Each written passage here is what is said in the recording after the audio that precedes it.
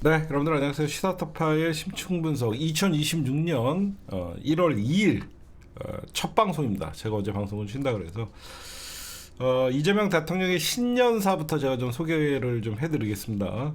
이재명 대통령께서 어제 1일 청와대에서 신년사를 하셨는데 새해를 대한민국의 대도약 원년으로 만들겠다. 신년사에서 성장을 41번 말씀하신 게 아주 이례적이죠. 우리 민주진보는 원래 성장과 함께 분배의 가치를 굉장히 중요시하는데 이재명 대통령이 어제 신년사에서 가장 많이 언급된 말이 성장 41번, 그 다음에 국민이라는 말 35번, 그 다음에 전환, 국면 대전환 16번, 경제 13번, 도약 12번. 일부러 신년사에서 내란이나 어떤 이런 거에 대해서는 굳이 얘기를 안 하셨어요. 그리고 겸손한 자세로 국정에 임하겠다. 뭐 이렇게 얘기를 했습니다. 그러면서 이제 국민 통합이 필수다. 응? 그러면서 현충원 참배로 대통령께서 일정을 시작을 했죠. 그런 거 여러분들이 아마 좀 다 보셨을 거예요. 뭐 하고 그러면서 신년 인사에서 오늘 여러분들 청와대 영빈관에서 각계각층 산부요인들과 각 정당의 대표들, 그다음에 의원들 이렇게 오셨고 국민의당 지도부는 오늘 불참을 했습니다. 국민통합이 가장 시급하다. 그러면서 오늘 생각이 다르다고 등 돌려선 못 나아간다 앞으로. 그러면서 그럼에도 불구하고 국힘 지도부는 불참을 했어요. 오늘 이 자리에서 아마 정치인들과 아마 또 스킨십을 많이 했겠죠. 그다음에 요거는 좀 이따 얘기하고. 오늘 여러분들 아주 기분 좋은 소식 있죠. 윤석열 내란 수계는 아마 이제 옥살을 해야 되지 않을까. 못 나옵니다. 무인기 의혹 추가 구속영장이 발부가 됐어요. 윤석열이가 사실 1월 18일까지 1심의 구속영장 구속기간 만료 기간이라고 했잖아요. 그래서 저희가 혹시나 이 일반 이적죄거든요. 이 일반 이적죄를 특검에서 미리 영장을 쳤고 한 10일 정도 영장 심사를 해서 재판부가 직권으로 한 거예요. 그래서 뭐 이거는 영장 실질 심사가 필요 없는 겁니다, 여러분들. 무슨 말씀인지 아시겠죠? 재판부가 직권으로 영장을 발부한 거기 때문에 이거는 영장 실질 심사가 뭐 따로 필요한 건 아니에요. 그래서 구속을 한 상태로 재판을 진행하겠다라는 거니까 여러분들이 보시면 될 것 같고, 사실 그 원래 요거 전에 1월 16일 날 백대현 판사의 재판부가 1심 직권남용이랑 체포방해 혐의 있죠. 그거에 대해서 먼저 그 선고가 이루어지잖아요. 1심 선고가 백대현 판사의 체포방해 혐의, 체포방해 혐의와 직권남용, 그걸로 1월 16일 날 가장 먼저 1심의 선고가 나와요. 그 전에 우리가 좀 불안해서 그래갖고 그때 만약에 법정 구속이 안 될 수도 있는데 뭐 이런 생각도 했고, 무인기 의혹이 만약에 영장이 거부가 되면 백대현 판사에게 우리가 좀 기대를 할 수밖에 없다. 그러니까 2중 3중 장치가 됐던 거예요. 여러분들 백대현 판사가 1월 16일 날 윤석열 구속기간 만료 이틀보다 빠르게 1심을 선고한다 그러니까 윤석열 변호인단들이 굉장히 난리를 쳤었죠. 여러분들 잘 알고 계시죠. 그래갖고 뭐 왜 증인들 추가로 했는데 이거 안 받아주냐 하면서 사실상 나올 생각이었던 것 같아요. 그럼에도 불구하고 아예 이제 나올 수 있는 길들을 절대 이제 완전히 차단했다. 그래서 법원이 이번에 일반 이적죄로 무인기 의혹이죠.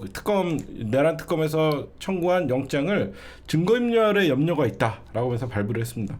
그래서 앞으로 6개월 동안은 영장이 또 다른 연기가 됐고 1심 선고가 이제 나오게 되면 법정 구속이 되면 이 6개월과 다르게 이제 최하 몇 년 이상의 형을 또 안전장치가 있으니까 제가 볼 때는 사면 없는 이 내란 사건에 대해서는 사면을 할 수 없도록 저는 나중에 우리가 개헌을 한다 그러면 이런 쿠데타나 내란 세력들에 대해서는 이거는 법조항을 바꿔서라도 절대 못 나오게 해야 됩니다. 그래서 윤석열이는 일단은 죽을 때까지 제가 보면 현재까지는 나올 수 없는 걸로 생각을 합니다.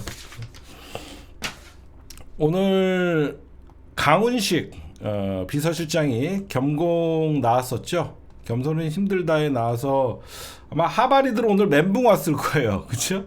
뭐 문조 털레라고 하면서 문재인 대통령을 악마화하고 문재인, 김어준, 조국, 뭐 정청래 이렇게 악마화했는데 그렇게 악마화하는 김어준 방송에 강훈식 비서실장이 나오니까 얼마나 걔네들이 짜증이 났겠습니까? 예, 그러니까 하바리 소리 듣는 거예요. 응? 대통령의 가장 근접에서 지금 보좌하고 있는 강훈식 비서실장이 오늘 신년, 그것도 2020년 26년 신년 맞이해 갖고 왜 나왔겠습니까, 여러분들? 어?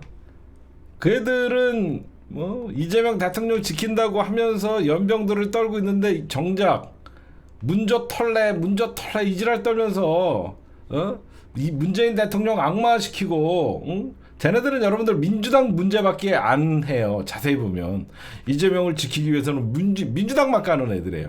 그러니까 여러분들이 그거를 잘 보시면 우리가 그거에 혹해 갖고 아니 여러분들 지금 이재명 대통령 정부 성공시키려고 그러면 친노 친문 친명이 하나가 돼서 정말로 단일 대우로 이 대한민국의 내란 세력들과 기득권 세력, 부패 세력들과 싸워야 되는데 거기서 또 민주당 안을 갈라치기 하는 새끼들. 이재명 대통령 여러분들 보시면 가장 근접해서 모시고 있는 강훈식 비서실장이나 중요한 순간들 때 왜 여러분들 뉴스공장을 나가고 특히 내란이 발발됐을 때 이재명 대통령이 누구한테 전화합니까? 김어준 총수한테 전화했었잖아요. 그렇잖아요.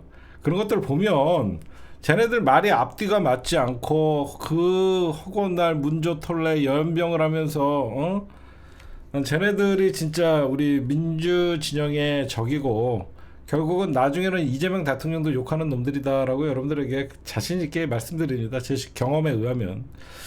곧 그리고 여러분들 제가 전화하는 애들 있죠. 이재명을 위한다 그러면서 증오를 결국 돈으로 바꿔갖고 저렇게 방송을 하거나 저렇게 민주당 안을 갈라치게 하는 애들은요. 결국 지들끼리 싸우더라고요. 제가 오랫동안 봐보면요. 결국 돈 때문에 지들끼리 싸우더라고요. 예. 하여튼 오늘 강훈식 비서실장이 나와갖고 윤석열 집무실에 사우나가 있고 이거 완전 무서워. 제가 보면 웬만한 5성급 호텔을 만들어 놨더라고요. 예, 집무실 히노키탕 편백나무로 만든 이런 히노키탕을 만들고 저는 이것도 웃기지만 이게 더 웃겼어요. 사우나하고 바로 옆에 갖고 쳐 잘 수 있습니다. 여기가 사우나잖아요. 사우나하고 옆 문을 가면 대형 침대가 있어요. 응? 그냥 호텔이에요. 호텔 옆에 사우나. 어제 밤 새도록 술 처먹고 가갖고 쳐 자는 겁니다. 거기에 이제 여기 무슨 이제 사람들 만나러 오면 지가 또 나가갖고 여기 윤석열, 김건희 그리고 앞에 똘마니들 이렇게 앉혀놓고 이게 지금 대통령 집무실 옆에 따로 응접실을 만들어 놓은 거예요. 또 응접실을 만들어 놓은 거예요 옆에. 이지랄 떨고 사는 거예요. 그냥 영구집권 영원히 대통령은 아무거나 다 할 수 있다 이런 생각을 좀 한 것 같아요. 잘 보면 한심합니다. 네, 오늘 여러분들 중요한 것들 이재명 대통령 얘기랑 윤석열 희소식 여러분들에게 전해드렸습니다. 네, 여러분들 강선우는 제명됐습니다. 제명이 되면요 5년 안에는 입당을 못해요. 제명과 탈당은 굉장히 다릅니다. 강선우는 스스로는 탈당을 했지만 민주당이 제명시켜버렸어요. 그럼 5년 안에는 사실은 정치적 생명은 끝난 거예요.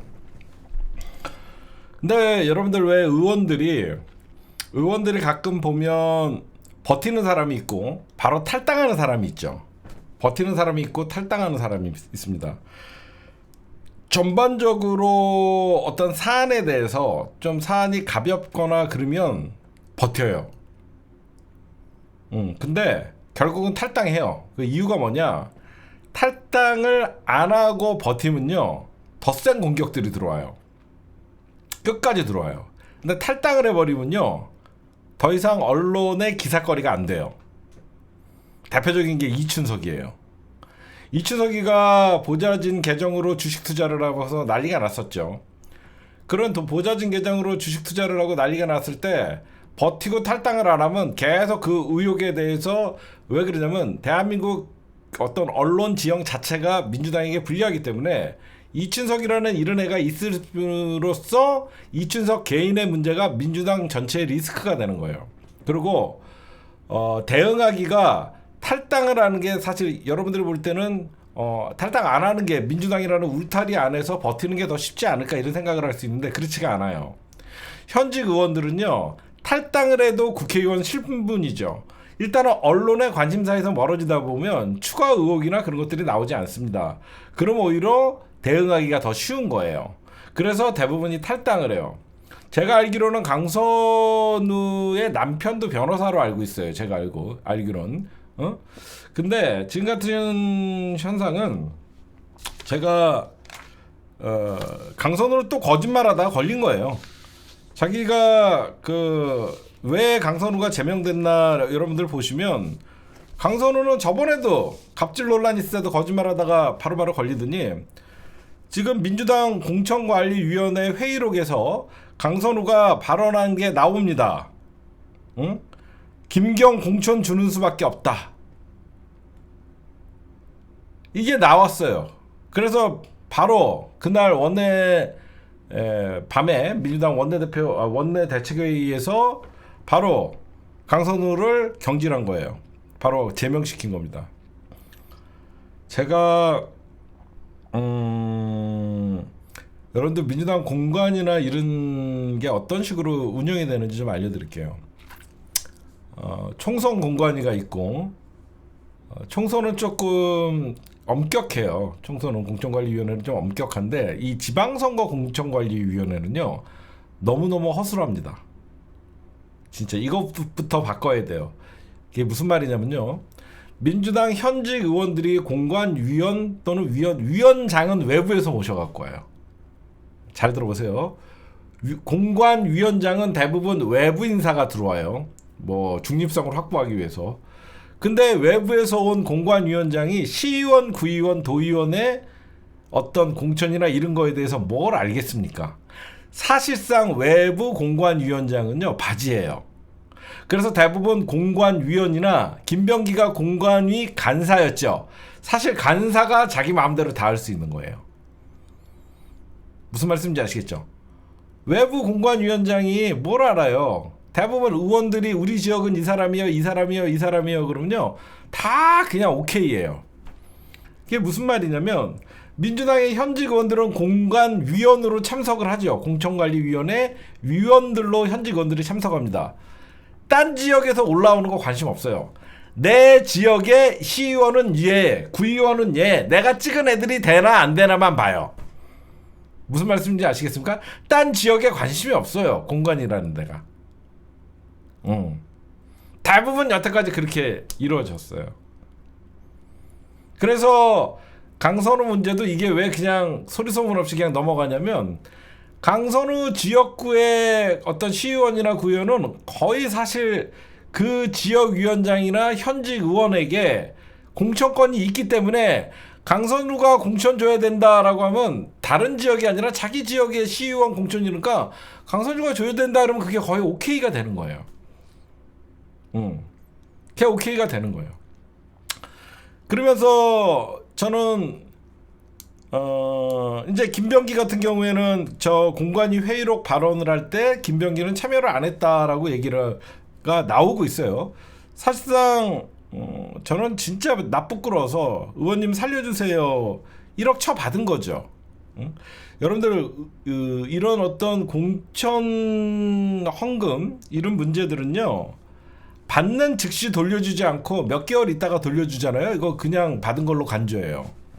왜 그러냐면, 돈 받고 공천, 일단 돈은 받아놨고 공천 되면 안 줘도 되고 공천 안 되면 돌려주고, 이런 게 관행적으로 사실상 정치권에 만연했기 때문에 이 정치자금법 위반이나 이런 거에 대해서는 받는 즉시 돌려주지 않으면 다 받는 거 뭐 몇 개월 후에 돌려줬다 이거 아무 의미 없습니다.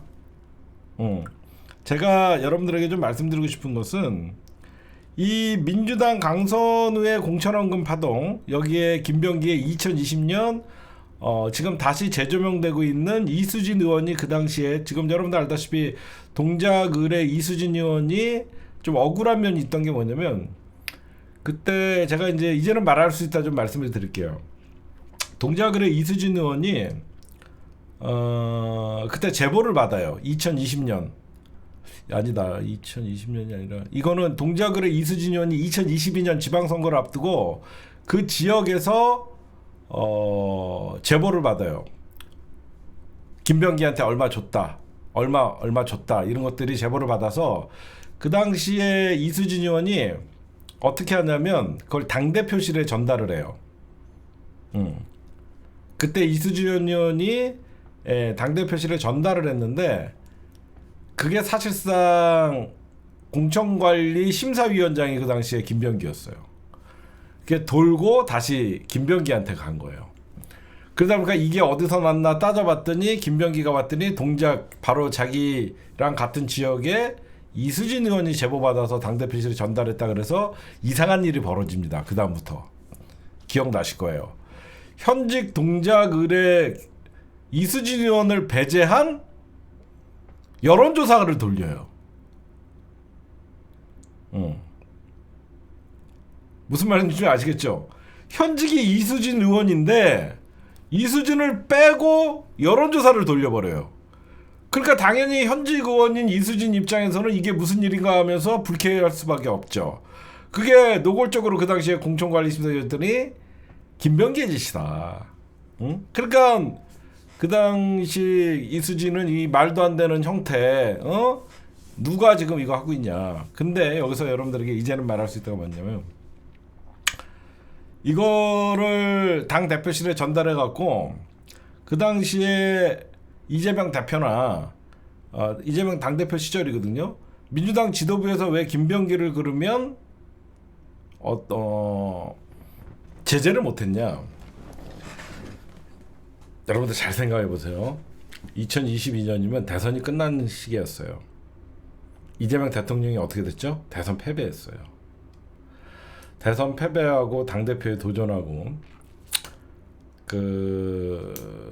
다시 이제 이재명 대통령이 당을 잡아야 돼요. 그때 이재명 대통령은 사실 당원들과 지지자들에게는 절대적인 지지를 받았지만 여러분들 아시다시피 2022년까지만 해도 민주당의 주주류는 친노 친문이었어요. 무슨 말씀인지 아시겠어요? 제 말 맞죠? 그 당시만 해도 친명이라는 의원들은 많아야 40명, 50명밖에 안 돼요. 많아야 40명, 50명밖에 안 돼요. 그러다 보니까 이재명 대통령이나 친명계 의원들은 어떻게 해서든지 친노 친문의 인사들을 자연스럽게 친명 의원들로 흡수하는 게 굉장히 필요했어요. 그 당시만 해도. 그 대표적인 게 윤건영이나 이런 김병기 이런 사람들은 문재인 정권 때 사람들이거든요. 이분들을 친명으로 넘어오는 과정이었어요. 과정. 이재명 당대표 체제 대통령 선거에서 어떤 참패가 아니라 아깝게 졌지만 이재명 대통령 체제 그러니까 대표 체제로 바꾸는 과도기 기간이었어요. 그래야지 이낙연 세력들이나 이들을 쳐낼 수가 있었거든요. 그래서 그 당시에는 김병기가 어마어마한 권력을 가지고 있었어요. 그 당시에는 여러분들 보시면 문재인 대통령 때랑 이재명 대통령 때의 전환기였어요. 그때 우리가 사실 수박들 척결한 거는 2024년 총선이었거든요.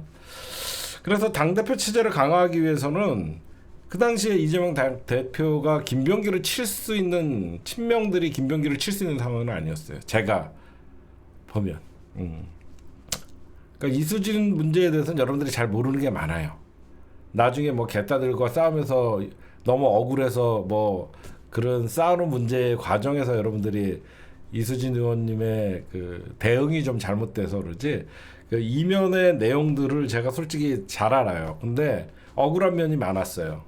근데 대응하는 과정에서 지지자들과 뭐 싸운다 뭐 이런 것들이 있었는데, 하여튼 그런 게 좀 있었고, 그때 이제 강선우 얘기를 조금 좀 해드리면, 제가 강선우가 어떻게 국회에 들어오는 과정을 전 눈으로 다 봤어요.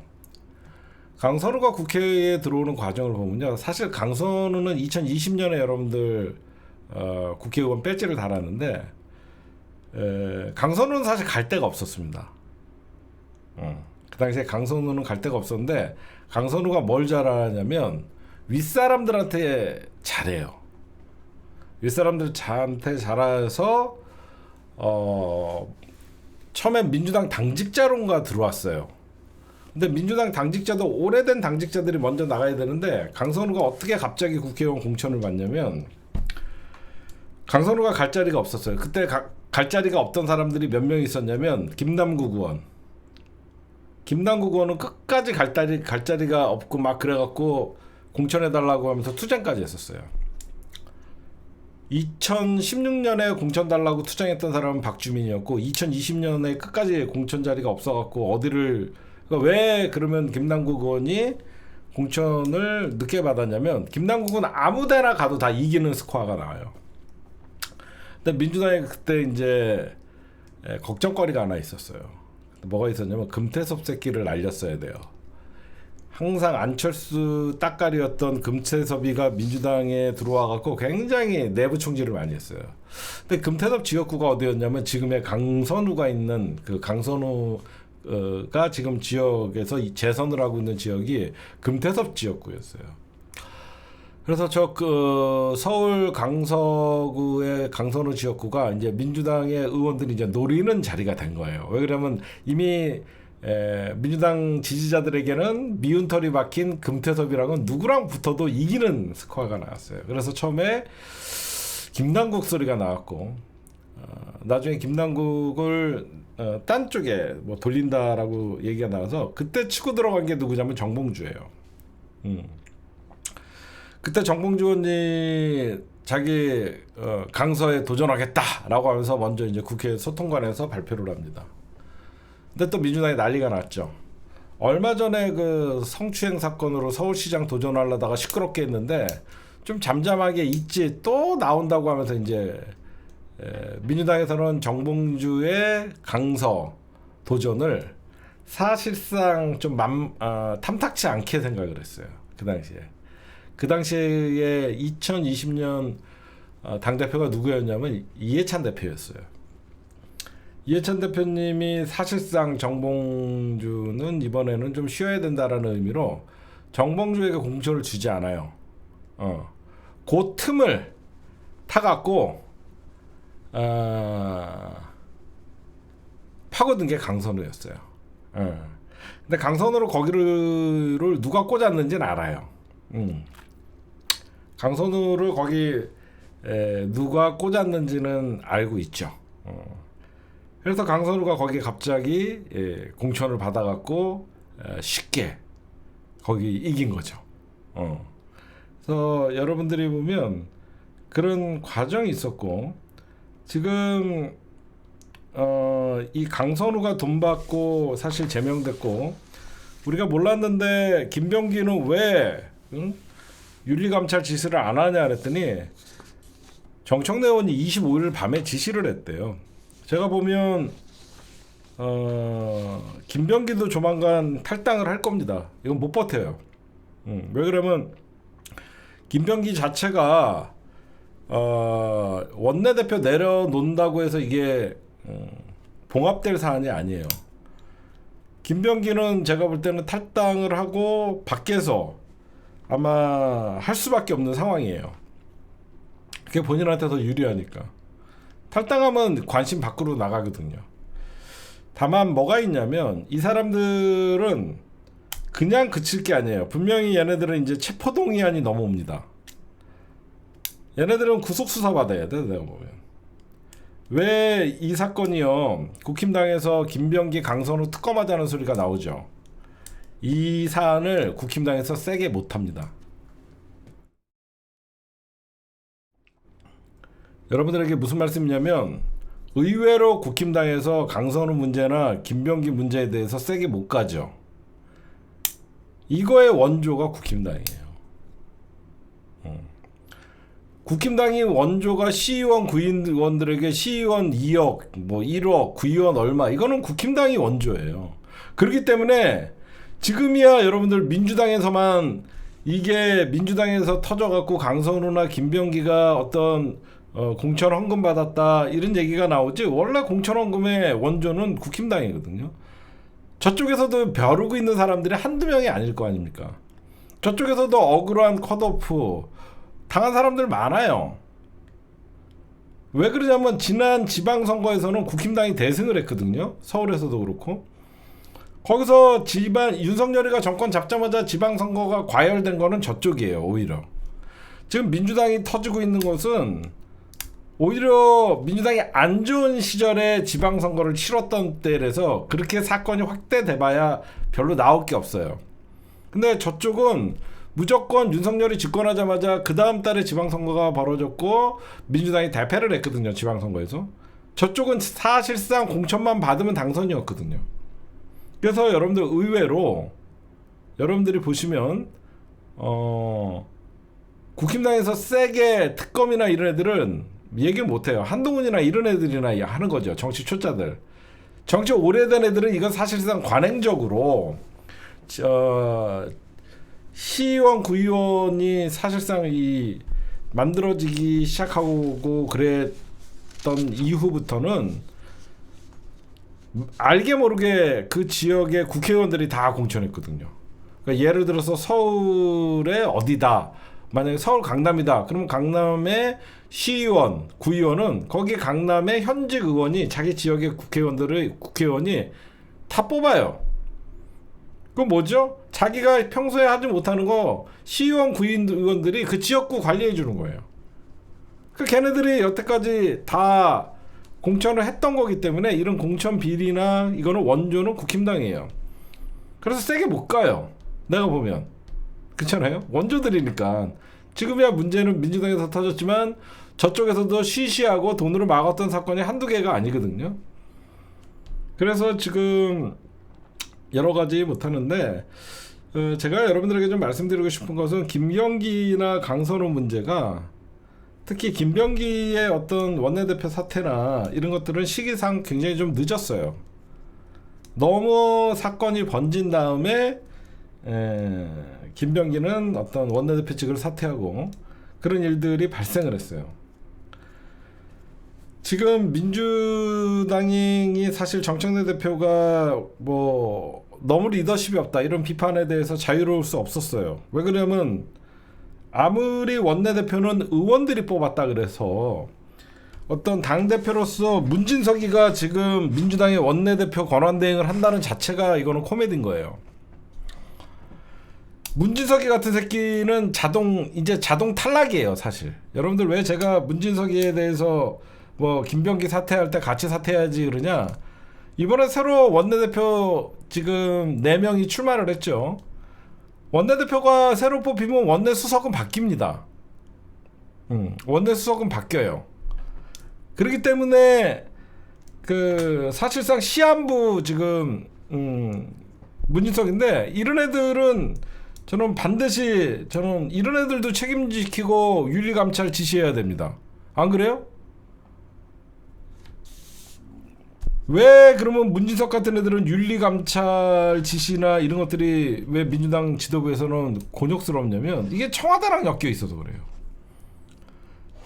집단에는 7인회라고 하고 있고, 청탁안 자체가 청와대 대통령 비서실의 김남국이었고, 엄한 김남국은 문자 하나 잘못 받아갖고 답장했다가 비서실 날라가고, 응? 얼마나 부끄러운 일입니까? 이거는 아마 제가 볼 때는 김병기도 조만간 탈당을 할 수밖에 없어요. 그러면 탈당을 하면 이제 경찰에서 본격적으로 수사가 들어올 테고, 이제 수사를 하게 되면 이제 구속영장 청구를 하게 되면 법무부를 통해서 다시 국회로 넘어오면 민주당은 가차없이 저는 이번에 엄정 대처해야 된다고 생각해요. 이런 문제로 민주당이 질질 끌려가거나 그러면 안 돼요. 저는 이 일이 여러분들 이번에 민주당이 저는 잘 터졌다라고 생각해요. 반면 교사로 삼을 수 있는 기계가 뭐냐면 이런 짓거리 하려고 지금 제가 얘기하는 더민주 전국혁신회의 새끼들이 이 짓거리 하고 있는 거예요. 친명팔이. 이거 여러분들이 사건 안 터졌으면요, 지금 지방선거 앞두고 더민주 전국혁신회의가 지네가 지금 사실상 당원 1인 1표제 반대하고 지네가 공천권 휘둘르려고 하는 거 아니에요. 이게 여러분들 바로 그거예요. 응? 아마 이 사건 안 터졌으면 지방선거 끝나면 굉장히 시끄러웠을 겁니다.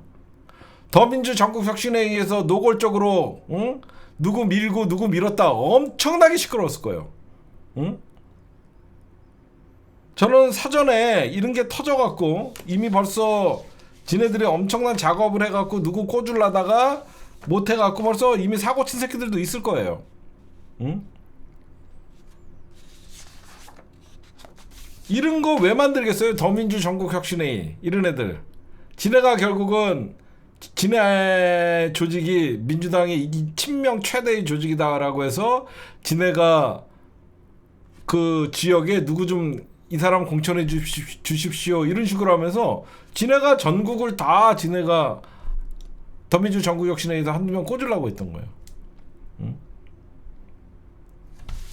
저는 이거 강선우 이거 문제는 잘 터졌다고 봐요. 지금 영원히 비밀로 일 수 있는 것도 아니고, 지금 여러분들 보시면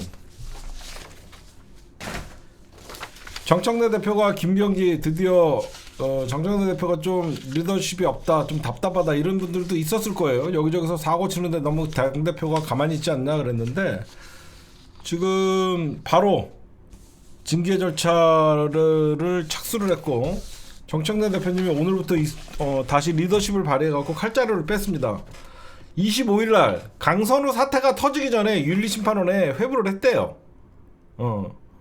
강선우 녹취가 MBC에서 터지기 전에 김병기 징계 착수하라고 이미 조치를 했고, 그런데 왜 그게 언론에다가 대고 굳이 얘기 안 했냐.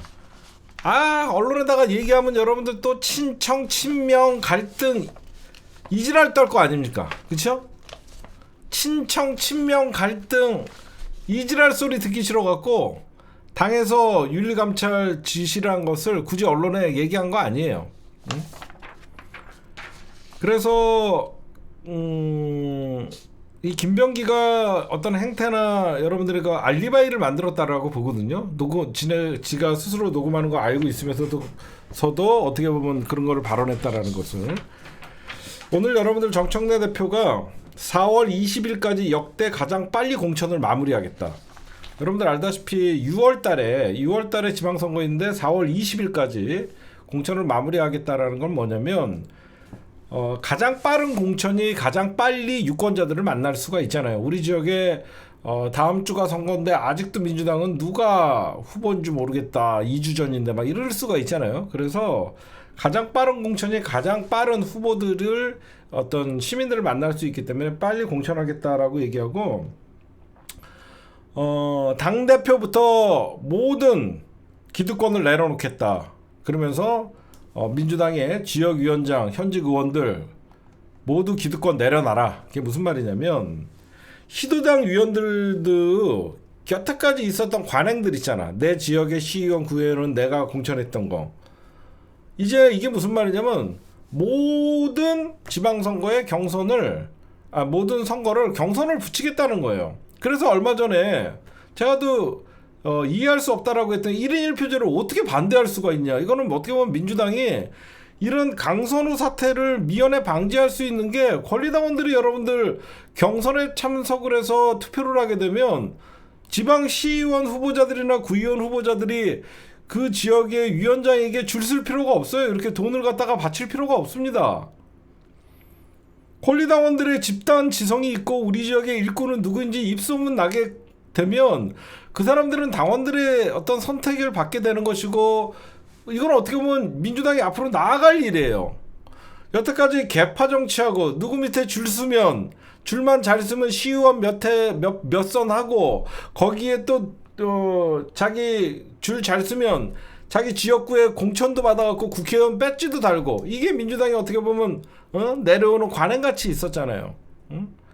진짜 당대표가 내가 갖고 있는 기득권 저는 하나도 행사하지 않겠다. 그리고 시도당 의원들도 전부 내려놔라. 민주당은 기본적으로 모든 지방선거는 경선이다. 그리고 매의 눈으로 당 지도부가 시도당 공천을 지켜볼 것이다. 이건 무슨 말이냐면, 누가 봐도 부적절한 사람이 서울이 아닌 지방에서 그런 공천이 일어나고 있으면 지도부에서 컷오프 시키겠다는 거예요. 부적절한 인사들이, 야, 이 사람은 공천이 될 만한 사람이 아닌데 어떻게 이 사람이 공천이 됐지? 예를 들어서 이번 지방선거를 위해서 국힘당에 있다가 갑자기 입당을 해갖고 민주당에서 공천을 준다든가, 그 지역에서 그런 거를 볼 수가 있겠죠.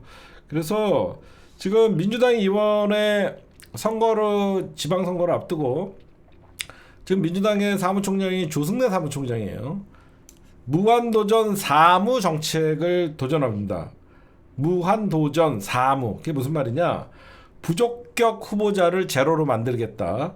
억울한 컷오프를 제로로 만들겠다. 그 다음에 낙하산 공천을 제로로 만들겠다. 불법 심사 제로로 만들겠다. 그래서 사무 원칙을 발표했습니다. 그래서 사실 여태까지 국힘당뿐만 아니라 민주당도 공천이라는 것이 보이지 않는 손에 의해서, 사실 입으로만 우리가 시스템 공천이라고 얘기했지, 우리가 보이지 않는 손에 의해서 공천이 이루어졌었습니다. 그러다 보니까 불법과 어떤 탈법이 난무할 수밖에 없었고, 돈 장사, 돈 공천, 이런 것들이 심심치 않게 나왔었죠. 이번에 어떤 민주당이 불미스러운 일을 해서 어떤 이번에 우리가 보면서, 야, 이 당원들이 어떤 공천에 지방선거도 참여를 하게 되면 결국은 줄서기 없애는 것이고, 그래서 이재명 대통령이 얘기하는 원칙이잖아요, 원칙. 그래서 민주당도 6.3 지방선거는 경선이 원칙이다, 이거를 밝혔고, 강선우 사태, 김병기 사태, 이제 민주당이 오히려 수습을 지금 하고 있는 것이고, 정청래 대표가 여러분들 앞으로 신상필벌 확실히 하겠다. 강선우가 제명됐죠. 저는 조만간 김병기도 민주당에서 제명을 시킬 거라고 봅니다. 어떻게 보면 민주당이 이번 기회로 공천 혁명이 또 일어날 수 있지 않을까 생각을 하고, 사실 이번 지방선거는 이재명 정부의 중간평가이기 때문에 굉장히 중요하다. 우리가 오해를 하고 있었던 게, 정청래 왜 김병기는 윤리감찰 지시 안 하냐 알고 봤더니 강선우 녹취록이 터지기 전에 25일 날 윤리감찰 지시를 했고, 그런 일이 있었다라고 보고, 정청래 대표가 왜 지금 세게 나오냐면요, 얼마 전에 그 대통령과 어떤 소통들이 있었던 것 같아요. 마지막 김병기 사퇴하기 전에. 지금 누가 봐도 여러분들 민주당이 좀 어수선하죠. 지금 신상필벌을 안 하면 당의 기강이 무너집니다. 이거는 정청래 대표가 오늘 이런 얘기를 했죠. 민주당 신상필벌을 안 하면 기강이 무너진다. 이 뜻은요, 김병기도 제명하겠다는 뉘앙스예요. 그리고 본인부터 공천 기득권 내려놓겠다. 불법이 확인되면 신속하게 징계하겠다. 저는 문진석이도 바로 징계를 해야 된다고 생각합니다. 사실 정권 초반이라서 문진석이가 구렁이 담 넘어도 가듯이 넘어갔지만, 그런 인사청탁 쪽팔려갖고 진짜 문진석이 같은 애부터 징계를 해야 됩니다. 그리고 정청래 대표가 오늘 마지막으로 이런 얘기를 해요. 불미스러운 일 최종 책임은 당대표에게 있다. 중앙당 메인으로 시도당 공천 지켜볼 것이다. 뭐 이렇게 얘기를 했는데, 제가 여러분들에게 이제 또 저런 거 좀 얘기해 줄게요. 여러분들 지금 4개월짜리 원내대표 얘기 좀 해줄게요. 지금 4개월짜리 원내대표 선거에 누가 나왔어요? 진성준 제일 먼저 나왔죠. 그 다음에 지금 뭐 박정, 백혜련, 한병도 나왔죠. 4파전이죠. 그렇죠? 여기 특징이 있죠. 박찬대나 찐명파리 하던 새끼들 아무도 못 나왔죠. 좀 그러니까 정치를 단순히 보지 마. 누구 안 돼요. 그게 아니라 이 전체 멤버의 내용을 보라고. 봐봐요. 누가 봐도 저 사람은 이재명 대통령의 신복 이런 사람이 없지. 진성준, 박정, 백혜련, 한병도. 왜 그럴 것 같아요? 아니 누가 되고 안 되고가 얘기가 아니라 이 출마한 사람들을 보라는 거야. 왜 인물이 없냐는 소리가 나오냐면 찐명이라고 하는 이재명 대통령 파리하면서 당내 기득권을 형성하려고 했던 새끼들이 민 게 바로 김병기거든. 아니 김병기를 찐명이라고 하는 새끼들이 밀어갖고 망쳐놨잖아. 그러니까 이번에 못 나오는 거야. 무슨 말인지 아시겠죠? 더민주 전국혁신회의나 찐명이나 이런 애들이 지네가 밀어갖고 김병기를 밀어갖고 했는데 사고치고 그러니까 이번에 못 나오는 거죠. 그래서 지금 어떻게 보면 진성준 같은 레드팀에 소속되는 어떤 과세론자 이렇게 하면서 당원들에게 인기 없고, 박정은 누구예요? 박광훈 절친이 아니야. 박광원 이런 애들이랑 절친이잖아. 거의 뭐 이낙연 쪽에 친했던 사람이고, 백혜련도 여러분들 이재명 대통령과는 어떤 인연이 있지만 인기 없죠. 한병도도 그렇고. 여러분들 이런 사람들이 왜 나올 것 같아요? 지금 민주당의 최대 개파는 누구예요? 모두가 친명이잖아. 그 친명 중에서 가장 친명답지 않은 사람들만 나왔죠. 그렇잖아.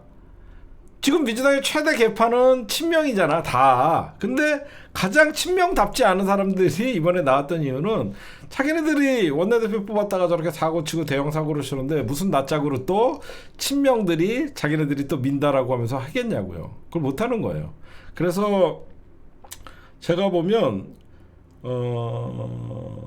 진성준 박정 백혜령은 기본적으로 안 되고, 그 다음에 한병도, 저는 한병도가 개인적으로는 가장 무난해 보여요. 이재명 대통령의 의중을 잘 알고 지난 정부의 정무수석도 했고 청와대의 시스템이나 당정 시스템에 대해서 잘 알고 있기 때문에 저는 뭐 개인적으로는 찬성을 해요. 근데 진성준은 이재명 대표가 이재명 대통령이 당대표 시절에 정책위 의장으로 굉장히 중용했던 사람이에요. 진성준은 레드팀이에요. 레드팀. 이재명 대통령 앞이라도 좀 쓴소리하는 레드팀이라서 한병도 진성준인데, 제가 볼 때는 끝까지 뭐 투표나 이렇게 치열하게 가는 것보다는 한병도로 기울 가능성이 많습니다. 아니 우리야 그렇지만 의원들의 제가 취재를 해보니까 한병도가 무난하다 이런 식으로 나가고 있어요. 아니 의원들의 의중은 한병도로 무난하게 이재명 대통령과도 소통이 잘 되고 그런 얘기들이 많더라고요. 하여튼 왜 이렇게 마음에 여러분들 인물이 없는 사람들이 4개월짜리 나왔나, 그 다 이유가 있는 겁니다. 왜 그러고 한병도가 의원들 사이에서 유력하게 나오고 있냐면 이번 달에 정무수석인 우상호가 그만둬요. 제가 보면 강훈식도 제가 보면 충남 대전 특별시장으로 나올 것 같아요. 그래서 끝까지 이재명 대통령이 굉장히 오늘 뉴스공장에 이렇게 하면서 강훈식을 해외 특사로 많이 보내고 그래서 좀 그러니까 인물도를 높여주는 것 같아요. 제가 보니까 그러면 청와대의 정무 라인이나 이쪽이 굉장히 공석이 많이 되겠죠. 무슨 말씀인지 아시겠죠? 지금 정무 라인이 사실상 빈 상태가 된다고요. 한병도 누구죠? 우상호 내년 지방선거를 위해서 사실상 공직 사퇴 시한이 걸리니까 나오게 되고, 강원식도 이재명 대통령이 그 합쳐갖고 하는 거 굉장히 파일을 키워줬거든요. 그쪽도 비일 테고, 그 다음에 김남준 대변인, 대통령실 대변인, 요 얘기도 잠깐 여러분들 얘기해 줄게요. 김남준 대변인이 여러분들 이번에 이재명 대통령 지역구인 인천 계양을 나올 게 거의 확실해요. 인천 계양을의 김남준 대변인은 정말 성남 쪽에서부터 이재명 대통령의 복심이에요. 인천 계양의 을에 나올 가능성이 많은데 이 자리를 송영길이가 노린대요. 진짜 자기 무죄 받았다고 이제 민주당에 지금 지방선거는 안 나온다라고 송영길이가 얘기하면서 민주당에 복당을 하게 해서 지금 송영길은 민주당에 복당을 해서 자기 지역구였잖아, 인천 계양. 여기 자기는 국회로 돌아오겠다라는 얘기를 하는 것 같아요.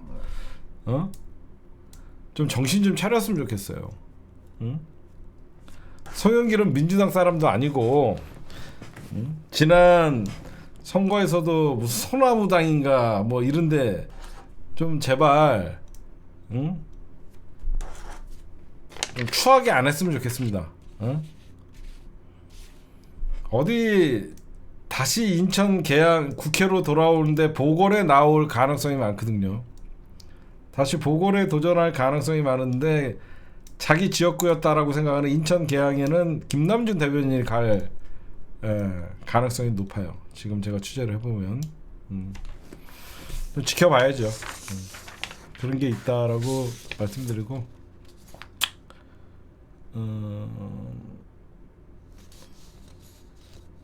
강선우나 김병기는 가장 최고의 베스트는 의원직 사퇴예요. 가장 최고의 베스트는 의원직 사퇴인데 의원직 사퇴는 안 할 거 아닙니까? 그렇죠? 그래야지 1심, 2심, 3심 버티면 2028년까지는 유지를 할 수 있으니까. 그 다음에 이혜훈 씨, 이혜훈 후보자 얘기를 좀 합시다. 이혜훈 검증이 세게 들어올 거다. 이거는 예상을 하고 있었죠. 왜냐면 이혜훈은 여러분들 알다시피 국힘당에서 3선을 했던 국회의원이기 때문에, 그러다 보니까 이혜훈의 전 보좌진들이 현 국힘당에 남아있는 사람들이 많죠. 뭐 그래서 뭐 갑질 의혹 이런 것들이 나오는데, 오늘 강훈식 비서실장이 나와서 제가 저번에도 말씀드렸듯이 그냥 물어보지 않아요. 당신 초대 기획예산처 장관의 생각이 있냐라고 물어볼 때 어떤 내란이나 이런 것들에 대해서 사과할 마음이 있냐, 정면 돌파할 마음이 있냐, 이런 거 다 물어봅니다. 지금 이혜훈의 각종 논란 있고 민주당 안에서도 반대하는 목소리가 있고 여러분들도 지지자들도 이건 아니다라고 하시는 분들은 꽤 끝까지 그렇게 계속 말씀하세요. 괜찮아요. 이혜훈을 제가 개인적으로 찬성을 한다 그래서 여러분들도 막 그 욕을 안 하고 그러면 안 돼요. 욕을 막 하셔요. 그래야지 나중에 우리가 이혜훈 문제가 쉴드 불가가 나왔을 때 대통령이 부담 없이 자를 수 있는 거예요. 무슨 말씀인지 아시겠죠? 청문회 통과는 아무 문제가 없는 거죠. 청문회는 시간대면 그냥 대통령이 임명하면 끝나는 거예요. 저는 왜 이게 이혜훈의 임명은 대통령의 도전이라고 생각하냐면, 오늘도 이런 말씀을 해요. 각종 논란이 있죠. 이혜훈, 이재명 대통령께서 파란색만 가지고 나라를 운영할 수 없다, 여러 가지 색깔로 합쳐서 무지개를 만들어야 된다, 이런 얘기를 합니다. 지금 어떻게 보면 이재명 대통령 자체가 정면 돌파하겠다는 거예요. 거기에 이혜훈도 사과 끝까지 하고 끝까지 머리 숙여라, 이런 거예요. 그거에 동조하기 때문에 이혜훈은 도전한 거고 받아들인 거고요. 이게 여러분들, 저는 실질적으로 인사청문회를 하면요, 전 맹탕 청문회 될 것 같아요. 왜 맹탕 청문회가 될 거라고 예상하냐면 이런 이해운을 여태까지 5번 공천한 게 국힘당입니다. 응? 아니 이런 이해운을 여태까지 5번 공천한 게 국힘당이에요. 그렇잖아. 그러니까 얘네들은 그냥 지 얼굴에 침뱉기예요. 응? 얘네들은 야 이해운 그런 거 몰랐어? 이제 와서 이해운이 이랬다 저랬다 그래? 야 이해운 국힘당의 지난주까지 국힘당 당협위원장이었고 야 그런 이해운을 니네 5번 공천했잖아. 어? 니네는 검증을 안 하는 거야? 그때는 그냥 덮는 거야? 이게 되는 거거든요. 응? 그러니까 저는 김재원이나 뭐 이런 애들이 이해운의 어떤 폭언을 옆에서 봤다 뭐 이런 얘기들이 막 나오고 있잖아요. 뭐 보좌진 갑질이다. 국힘당 더한 애들도 많아요. 응? 저는 이해운이를 이재명 대통령이 선택한 것은 저번에도 제가 말씀드렸지만 관료가 아니니까 버틸 수 있는 거예요. 이해운은 권력 지향적인 그것도 국힘당에서 뻔뻔하게 삼선을 한 사람이에요. 이해운은 버틸 수 있어요. 이재명 대통령이 그러면 못 버틸까? 이재명 대통령은 힘이 가장 쌀 때라서 지금은 이재명의 시간이에요. 지지자들이 서운하고 민주 진보 진영에서 이해운을 비판을 하고 그래도 대통령의 의지에 따라서 이해운은 장관이 되거나 안 될 수가 있는 거예요. 왜 그러면 이재명 대통령이 통합을 강조하는 이유 중에 하나가 지금 이해운 이런 사람들 때문에 그런 거예요. 이번에 어떻게 보면 이재명 대통령이 가장 힘센 집권 1년도 안 된 대통령이 상대 반대 진영의 사람을 지명을 했다고 여기서 아마 꺾여버리면 이재명 대통령이 오히려 국정 운영에 동력이 떨어집니다. 저는 이재명 대통령이 이해운을 지지자들이나 여러 가지 반대 의견이 많다 그래도 사람들이 이해운을 믿지 않거든요. 대통령을 믿거든요. 그래서 이재명 대통령은 행정가이자 정치가라고 제가 얘기한 게 당의 반대의 목소리는 지금 이재명 대통령의 개인기로 누를 수 있는 거예요. 제 말 무슨 말씀인지 아시겠어요? 지금은 이재명 대통령의 시간이기 때문에 지금의 당내의 지지자들의 반대의 목소리, 정치권의 반대의 목소리를 적어도 당내 지지자들의 목소리는 대통령이 설득을 할 수 있는 시기예요. 대통령이 집권 4년이나 5년차 레임덕이 돼갖고 차기 이재명 대통령 이후에 권력이 나타나서 권력의 이동 현상이 벌어졌을 때는 이재명 대통령의 목소리가 먹히지가 않아요. 근데 지금은 이재명 대통령의 시간이에요. 응? 그래서 이재명 대통령이 두려워하는 것은 모든 정치인들 그래요. 국힘당이나 조중동의 비판은 사실 두렵지가 않아요. 당내 목소리의 반발, 당내 지지자들의 반발이 가장 힘든 거예요. 근데 지금 이재명 대통령의 이런 정면 돌파의 의지는 그래서 그분들, 나를 지지하는 사람들 내가 설득시킬 수 있다라는 거예요. 저는 그렇게 봐요. 그래서 보란 듯이 이래서 이재명 대통령이 이해운을 지명을 했구나. 그 논란과 비판을 받으면서 이재명 대통령은 뭔가 있는 거예요. 그렇죠? 나와 생각이 다른 경제 전문가. 이재명 대통령은 재정 확장 정책을 기본적으로 하고 성장을 기본적으로 하지만 이해운은 재정 건전성을 중심으로 국가의 어떤 고간의 더 중요시하는데 그런 본인의 경제관념에 반대인 사람을 경제기획예산처 초대 장관으로 만들고 그런 가운데 언밸런스 할 것 같지만 이해운이가 지금은 예산을 재정을 확대할 때다라고 바뀌면서 사실상 경제정책을 리드해 나간다 그러면 얼마든지 이재명 대통령에게 마이너스 될 거라고는 안 봐요. 그리고 이재명 대통령이 기획예산처 장관인 이해운을 사실상 맘만 먹으면 얼마든지 띄워주잖아. 그렇잖아요. 국무회의 하다가 얼마든지 이재명 대통령이 사실 이재명 대통령은 행정가이자 정치인이기 때문에 본인이 마음만 먹으면 누구를 어떻게 띄워줘야 되는지 방법도 아시는 분이에요. 그게 무서운 거예요. 그렇죠? 그리고 여러분들, 제가 오늘 심층 분석을 하다가 좀 소름 돋는 게 하나 있었어요. 왜 정원호일까? 이거는 제 개인적인 심층 분석을 여러분들에게 좀 알려드릴게요. 왜 이재명 대통령은 왜 정원호를 언급을 해서 사실상 정원호를 띄웠을까? 여러분들이 동의할지 안 할지 모르겠지만 제가 한번 얘기를 해볼게요. 이따가 제가 장동영 얘기하면서 오세훈 얘기할 때 하려고 그랬는데, 저는 이런 생각을 해요. 이재명 대통령이 뜬금없이 정원호를 띄운 이유는 김민석을 아끼기 위함이다. 어떻게 생각하세요?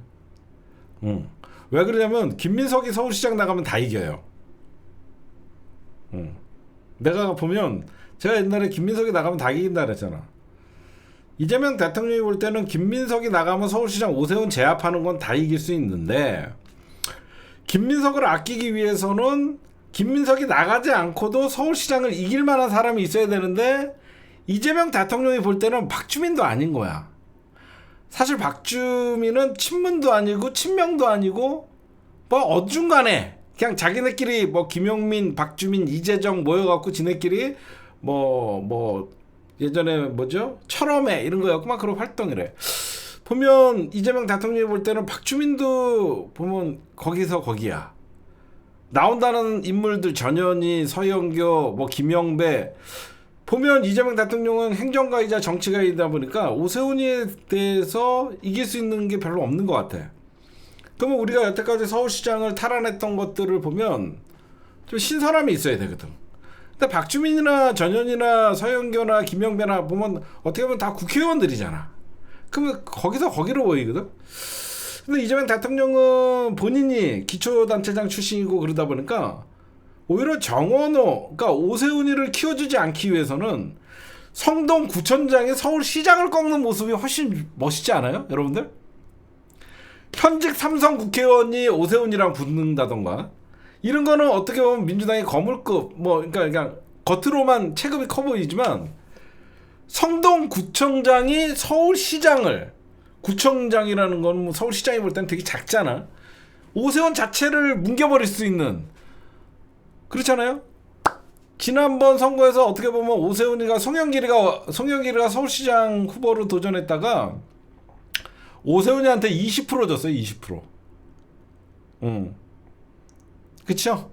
제가 여기 끝났다라고 얘기하면서 서울시 선거는 눈에도 안 볼 때 오세훈이가 송영길을 20% 이겼거든요. 제가 아마 더블 스코어 난다고 얘기했었어요. 근데 생각해봐요. 민주당이 예를 들어서 박주민이 됐던 누가 됐던 이런 사람들이 오세훈에게 덤볐다가는 오세훈에게 만약에 지면 오세훈은 진짜 대통령 후보가 되는 거야. 근데 정원호 같은 사람한테 오세훈이가 꺾이게 되면 사실 오세훈은 정치 생명이 끝나는 거거든. 거기에 두 번째는 김민석을 아끼는 효과가 있고, 제가 보면 누가 봐도 지금 차기는 이재명 대통령이 생각할 때 김민석 총리를 차기로 생각하는 것 같아요. 김민석 카드를 아끼고 있는 것 같아요. 정원호를 띄워봤는데 오세훈과 양자 대결을 해갖고 끝까지 지지율이 안 나면 저는 김민석 투입된다고 봐요. 제가 보면. 그쵸?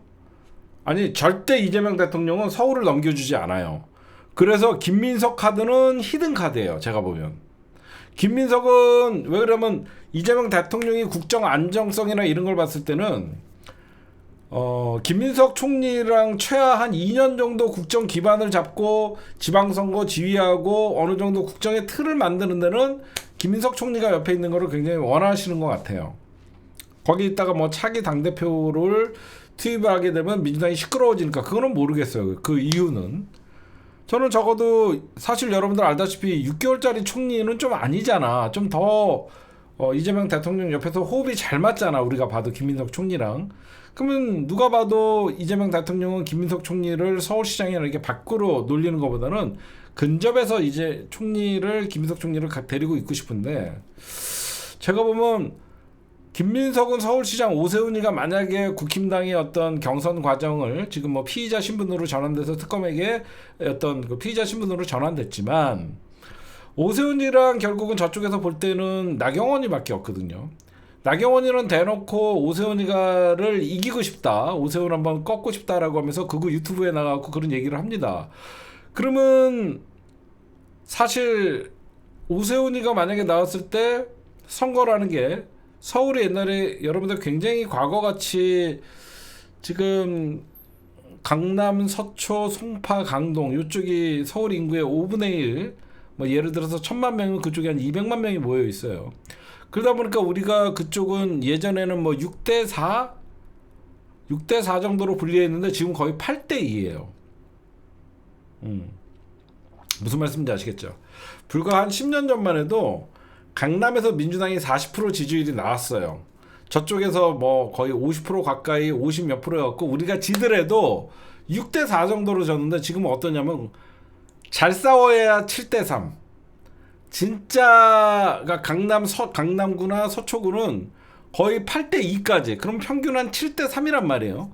그러면 서울 인구의 5분의 1, 200만 표 중에 70%를 저쪽에서 가져가요. 그럼 140만 표 출발해요. 되게 어렵죠. 응? 우리는 서울시장 선거를 140만 표, 우리는 60만 표 하면 거의 80만 표로 100만 표 가까이 지고 시작하는 거예요. 100만 표 가까이 강남 4구에서 지고 나머지 강북이나 이쪽에서 우리가 따라잡아야 되는 거예요.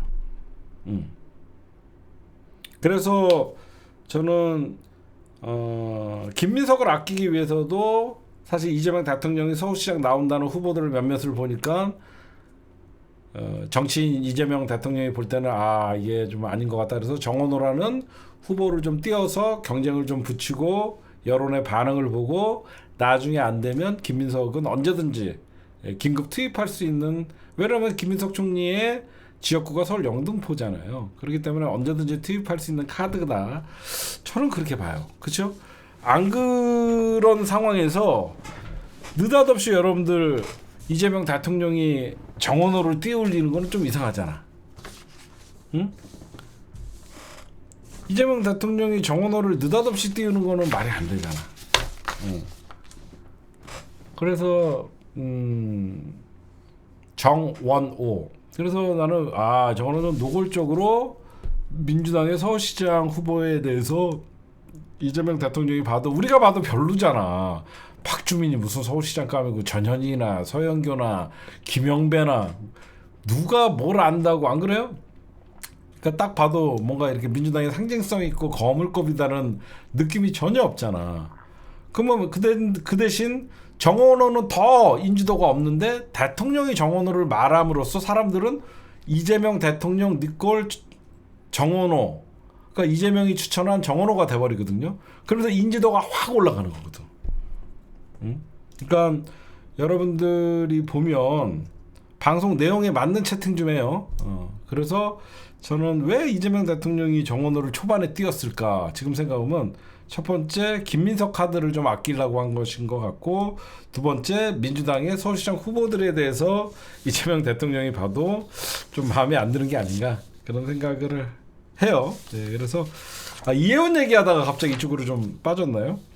저는 개인적으로 이재명 대통령의 어떤 이혜원 추천은 집권 초반이니까 가능하다. 그래서 저는 개인적으로, 여러분들은 비판해도 좋습니다. 저는 이재명 대통령이 좀 해보고 싶은 거 다 해봤으면 좋겠어요. 우리가 문재인 대통령 때도 인이 하고 싶은 거 다 하라고 했듯이 적어도 지금은 집권 1년 차인데 지금 아니면 이혜원 이르는 집권 4년 차에 이혜원을 임명하겠습니까? 어떻게 하겠습니까? 보수 그리고 국민 대통합 차원에서라도 대통령이 힘이 있을 때 하고 싶은 거 좀 해보고 도전도 해보고 그랬으면 좋겠어요.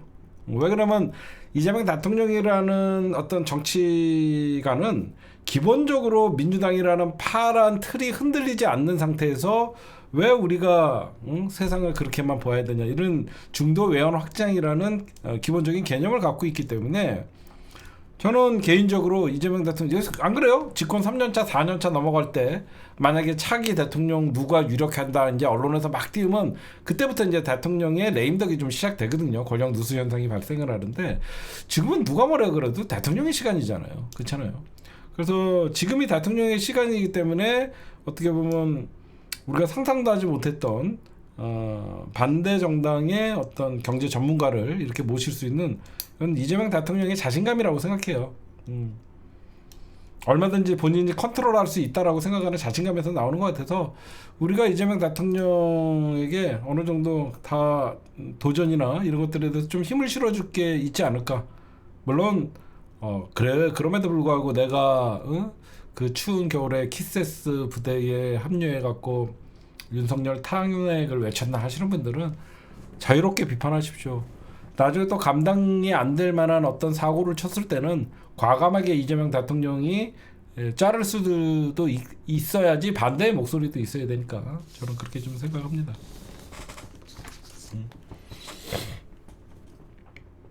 네, 제가 오늘 이해운, 그 다음에 강선우, 김병기, 그 당시의 정치 상황, 강선우가 임명되는 과정, 그 다음에 김병기가 그 당시에 얼마나 2022년에 친노 친문에서 친명으로 오가는 과도기죠. 이재명 당대표 시절에 그 이재명계가 소수일 때 그때 김병기가 얼마나 지가 나름 권력자였고 하여튼 그런 과정을 좀 설명해 드렸고 여러분들이 정청래 대표가 신상필벌 확실히 하겠다라는 것은 내년 지방선거를 앞두고 외부 세력들이 공천에 개입하는 영향을 주는 거 그런 것들을 미리 차단하겠다라는 뜻이고 본인도 기득권을 쓰지 않겠다. 당대표의 어떤 권한을 쓰지 않겠다라고 하면서 시도당 위원장들도 내려놔라 그러면서 이번 기회로 민주당이 어떤 공천에 뭐 국민들이 납득할 수 있게끔 하겠다 이런 뜻 같아요. 그리고 생각 외로 이해운의 인사청문회는 싱거울 것이다. 아까도 말씀드렸듯이 까면 깔수록 결국은 국힘당 시절의 얘기가 나올 수밖에 없잖아. 그렇지 않아요? 까면 깔수록 결국은 국힘당 시절의 얘기가 나올 수밖에 없기 때문에 지금이야 민주당 지금 이해운이가 여러분들 착각하시면 안 돼요. 이해운이 민주당 아닙니다. 이해운 민주당 아니에요. 국힘당의 당적을 갖고 있다가 최근에 제명된 사람이에요. 이해운이는 국힘당 당직을 제명당한 사람이에요. 최근까지. 하여튼 그런 현상들이 있기 때문에 제가 보면 생각보다 결국은 까다 보면 국힘당 얘기들이 지네 얼굴에 침뱉기박이 나올 수밖에 없는 상황이고 그렇게 흘러갈 것 같고 네 잠시 오늘 요 정도로 하고 네 지금 오세훈이가 여러분들 그 좀 정치 분석을 좀 해드릴게요. 새해부터 오세훈이가 장동혁 면전에서 윤석열 비상계엄 사과해야 된다. 지선을 위해서는 범보수 통합해야 된다. 라고 얘기하니까 장동혁이는 당내 통합의 걸림돌 먼저 제거해야 된다. 장동혁이가 얘기하는 당내 통합의 걸림돌은 한동훈을 얘기하는 거예요. 그래서 지금 한동훈을 징계하겠다라는 것은 강합니다. 그 이유는 장동혁을 지금 당대표로 만들어줬던 윤어게인 세력들이나 탄핵 반대 세력들은 한동훈이는 거의 배신자급이에요. 이재명 대통령보다 한동훈이를 제가 보면 더 싫어하는 경향이 있거든요.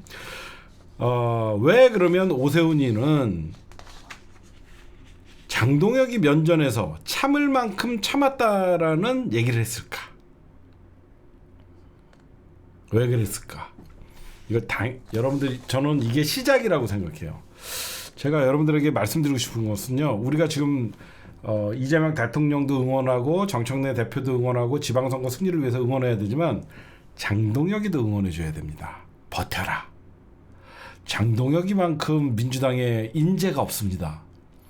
장동혁이 날아가면 여러분들 급속하게 윤어게인이 무너지고 극우들이 사라지면 저쪽에서 뭐 무슨 참보수 이런 애들 나타나면 민주당 골치 아파요. 그렇죠? 너무 골치 아파요. 그래서 제가 생각할 때 오세훈이가 왜 장동혁이 면전에서 했냐면, 여러분들 선거에 대해서 제가 좀 말씀드리면요, 우리가 선거를 대한민국에서는 특히 정당 가입이 왜 중요하냐면, 사실 무소속은 의미가 없죠. 우리는 묻지도 말고 따지지도 말고 사실 투표할 때 정당을 뽑는 경향이 굉장히 크잖아요. 그러면 정치인들이 정당에 가입한다는 것은 그 정당의 테두리 안에서 자기가 정치 활동을 한다는 거거든요. 근데 지금 어떠죠? 오세훈이 같은 경우에는 장동혁이 면전에서 통합해야 된다, 계엄 사과해야 된다. 이건 뭐냐면, 지금 민주당이 오세훈이랑 뭐 양자 대결, 그리고 여론조사에서 막 해보면 박빙이 나오고 있잖아요. 그 오세훈이는 개인기로 버티는 겁니다.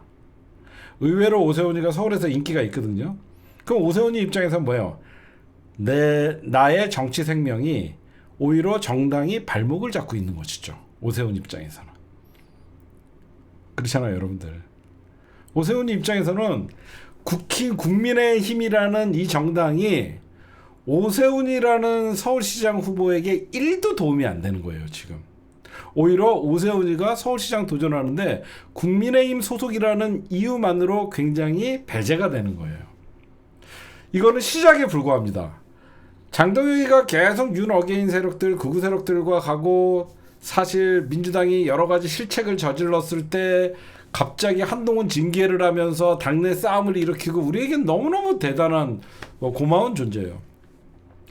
지금 지방선거를 앞두고 지금은 아직 당 지도부가 장동혁이가 버틸지, 장동혁이가 버텨서 지방선거 공천을 마무리할지, 아니면 장동혁이가 결국은 좌초돼서 다시 비대위 체제로 전환해서 국힘당이 선거를 치를지, 저는 후자가 더 가능하지 않을까라는 생각을 하는데, 지금 목소리를 조용히 내지 않는 사람들은 아직까지는 지방선거에 도전할 생각은 있지만, 아직 선거가 피부에 어떤 닿을 만큼 다가오지 않아서 저는 그렇다고 생각해요. 지금 목소리로 오세훈이 같은 경우에는 면전에서 국힘당 당대표 장동혁 면전에서 계엄 사과하고 모든 보수 통합해야 된다, 이 말은 두 가지 의미가 있어요. 첫째, 나경원이가 공천관리, 어떻게 보면 지방선거 공천기획단을 하면서 당내 여론조사를 70%를 만들면서 사실상 나경원이가 서울시장 출마의 시동을 건 자체가 오세훈에게는 굉장히 불만이고, 두 번째, 혼자 개인기로 지금 민주당과 딴 데는 다 국힘당이 깨지고 있음에도 불구하고 오세훈이는 대등한 어떤 여론조사가 나오는 경우도 있고, 이러다 보니까 오세훈이는 정당이라는 게 나에게 큰 어떻게 보면 터가 돼야 되고 울타리가 돼야 되는데, 오세훈이에게는 지금 그런 게 하나도 없다라는 거예요. 이제 오세훈이 서울시장에서 이제 시작해갖고 폭발을 했지만, 결국은 이게 어디로 퍼지냐면 부산 박형준. 지금 서울과 부산이 어떻게 보면 민주당이 이번 올해 지방선거의 승패의 바로미터는 서울과 부산이 될 거거든요.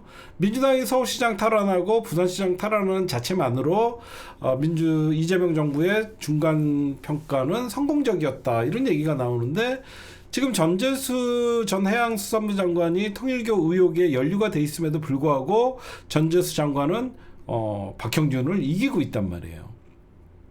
그렇잖아요. 그럼 굉장히 이제 나름 보수라고 하는 내년 지방선거에 참여해야 될 사람들을 볼 때는 위기감이 안 올 수가 없죠. 이 위기감이 이제 오세훈을 시작으로 어디서 이제 폭발을 하게 되냐면, 서울시에 도전하는 시의원, 구의원, 이런 사람들은 당연히 뭐예요? 그거와 단절을 해야 되는 건 너무너무 당연한 건데, 대놓고 시의원, 구의원 출마할 사람들이 장동혁을 현재는 비판할 수가 없죠. 비판했다가 공천 못 받을 수도 있으니까.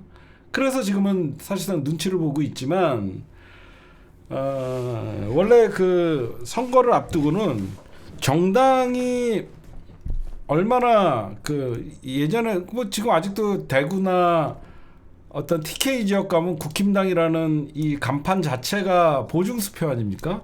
당선의 보증수표.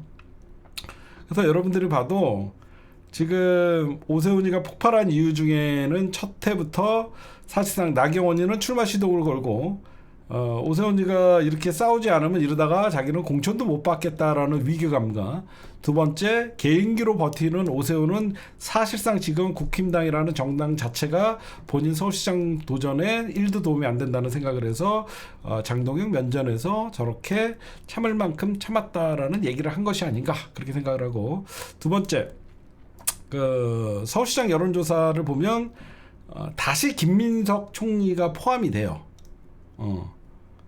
지금 김민석, 박주민, 정원호 뭐 이런 분들이 포함이 돼요. 그러다 보니까 오세훈이도 사실 이번에 날아가면 오세훈은 재기불능이거든요.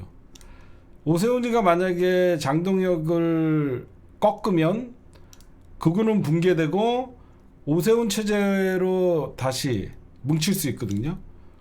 오세훈을 이번에 날리지 않으면 골치 아파집니다.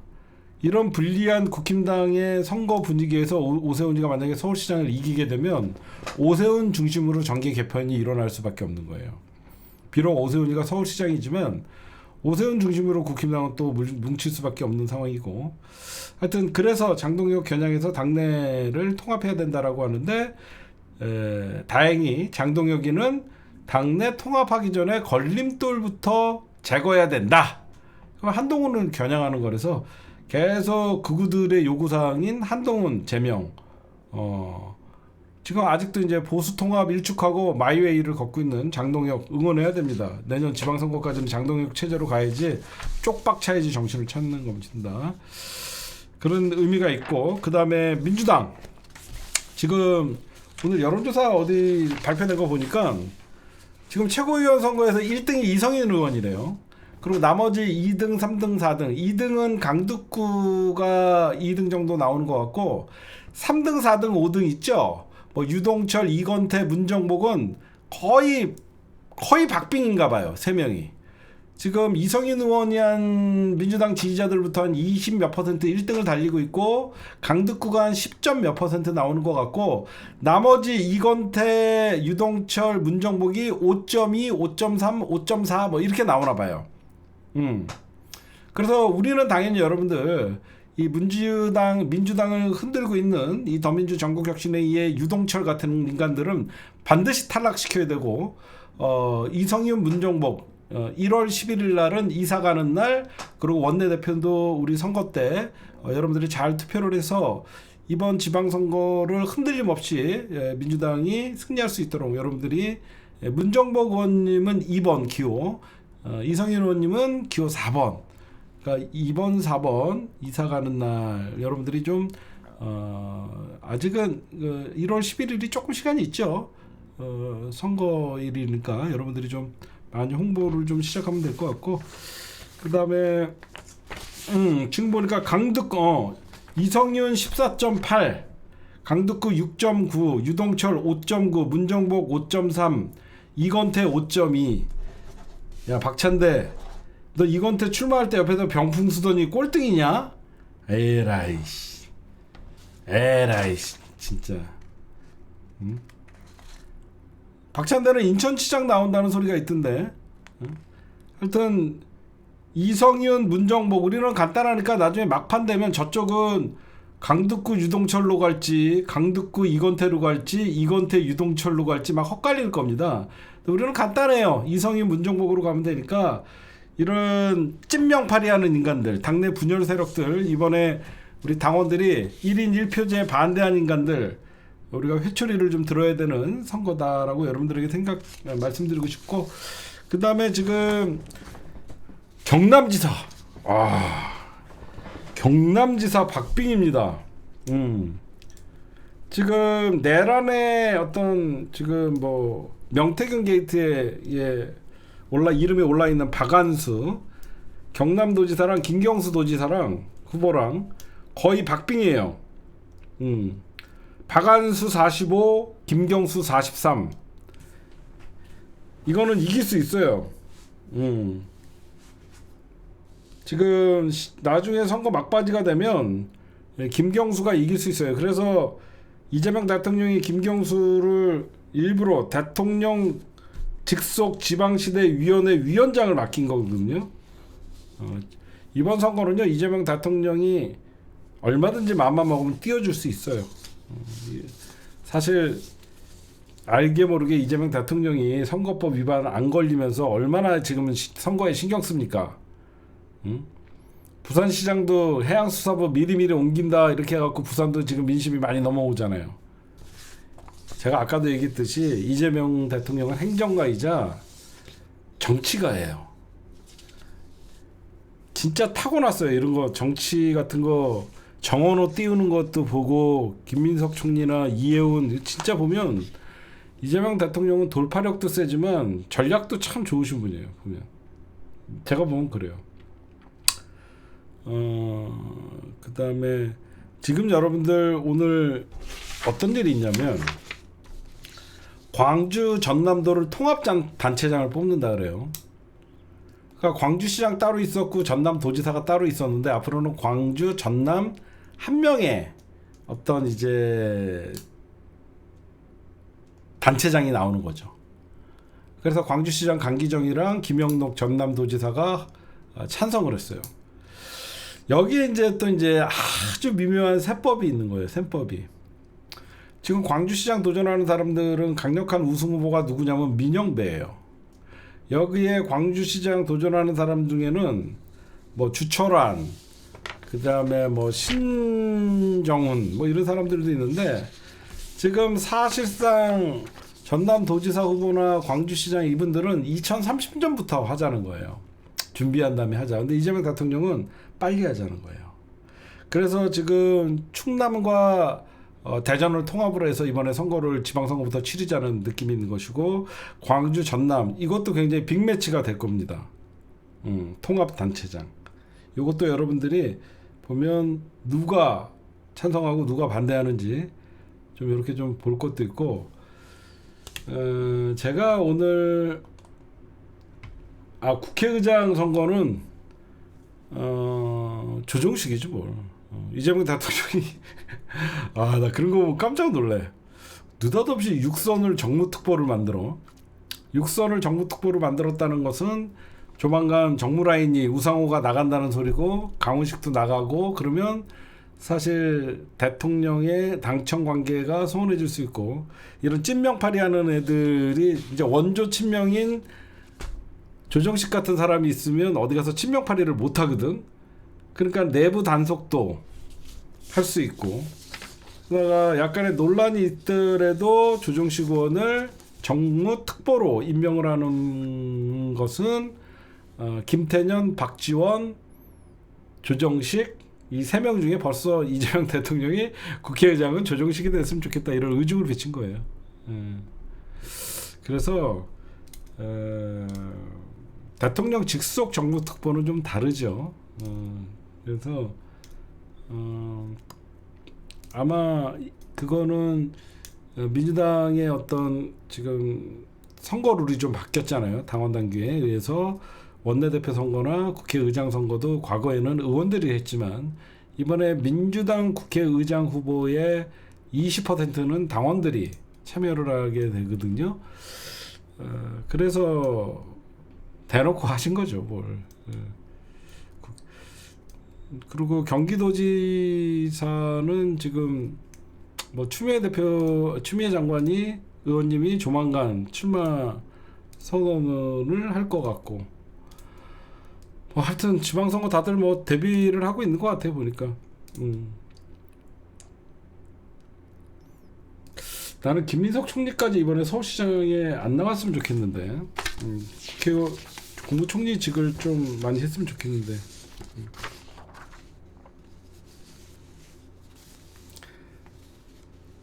네, 여러분들 요거 내가 좀 이것들은 좀 혼나야 돼요.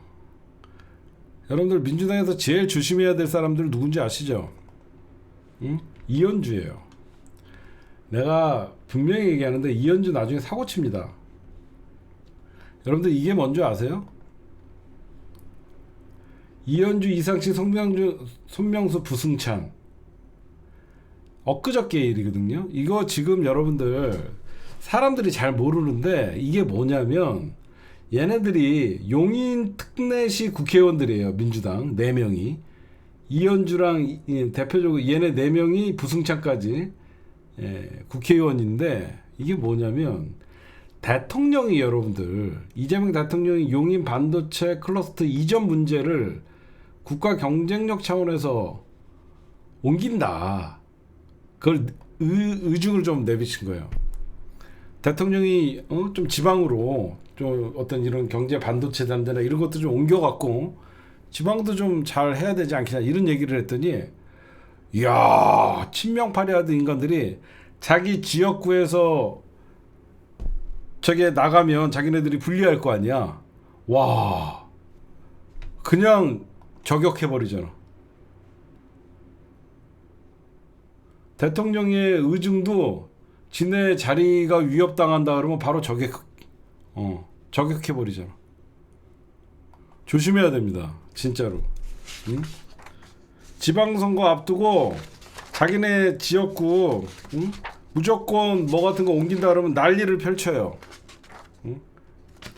진정 국가 경쟁력을 위한다 그러면 이것들은 딴 데서 제 말이 나중에 보십시오. 저런 거 조심해야 돼요.